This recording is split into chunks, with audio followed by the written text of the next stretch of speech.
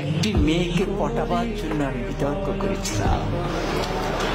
কিন্তু আজকে তোমরা এসছো, কেউ প্রধানমন্ত্রী হবা, কেউ হিলারি হবা। কি ভয়ঙ্কর মিথ্যা কথা! কারণ আমি একটি মেয়েকে শুধু পটাতে চেয়েছিলাম। কি দিয়ে? বিতর্ক দিয়ে। সে আমাকে পাত্তা দেয় না, সে আমার দিকে তাকায় না। আমি তখন অষ্টম শ্রেণীতে পড়ি, শুধু তার দিকে একবার তাকাবো, কি সেই কৌশল, কিন্তু সে তাকায় না। পরে ভাবলাম বিতর্ককে আশ্রয় করি, সেখানে যদি দাঁড়ায় তাহলে মেয়েটি মনে হয় আমার দিকে তাকিয়েই থাকবে। এই আশায় আমি বিতর্ক করেছিলাম। এরকম আশা নিয়ে একবার আমি সিলেট যাচ্ছিলাম। তখন আমি আর অষ্টম শ্রেণীর বালক নই, এয়ারপোর্ট স্টেশন থেকে উঠেছি। তো যাওয়ার সময় ট্রেন, সকালে সিলেটের ট্রেন, আমি উঠলাম। উঠে আমার সিটে গেলাম, দেখি আমার একটি সিট, সামনে আরেকটি সিট, মানে ডাবল ডাবল না। পরে কেউ আসে না, পরে একটি মেয়ে আসছে এবং মেয়েটি সামনে বসার পর আমি একটু সতেজ হয়ে গেলাম। পুরুষের মন তো। পরে মেয়েটি দেখলাম সাদা গাউন পরা, আমি বুঝলাম সে সিলেট মেডিকেল।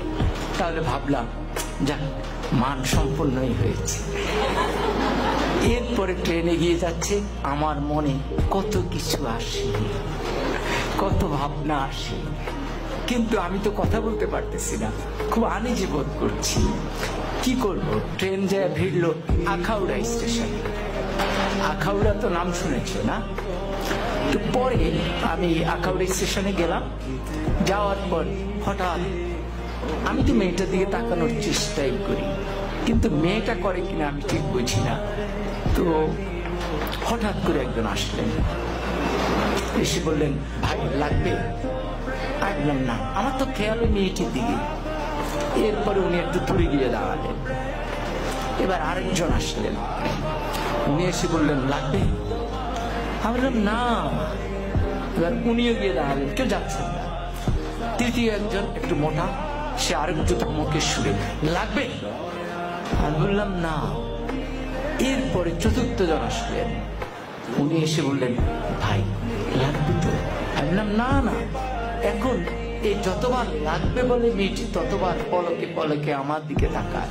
এখন আমি ঠিক বুঝতেছি না কি লাগবে, কি বলে।